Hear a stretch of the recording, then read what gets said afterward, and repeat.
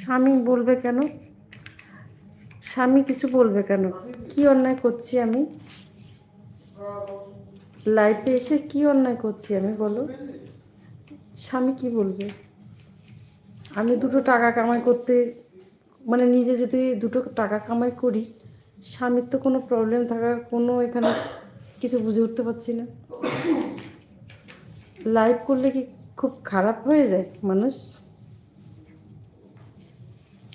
আমি নিজে ইনকাম করছি, সেটা আমার স্বামীর তো বলার কোনো অধিকার নেই। সে তার মতন ইনকাম করছে, আমি আমার মতন ইনকাম করছি। আজ আমার শরীর কত খারাপ জানো? মাসে কত কত হাজার টাকা বেরোয় যায়, সব কি আমার স্বামী সামলাতে পারছে না। তার ছেলে মেয়ের পড়াশোনা দিয়ে সংসার চালিয়ে প্লাস আমার শরীর খারাপের টাকা কুলায় উঠতে পারছে না, তাহলে আমারটা আমাকেই দেখতে হবে, তাই তো? আর আমি কোনো খারাপ কাজ করছি না যে স্বামী কিছু বল। আর সে যদি বলেও আমি মানব না।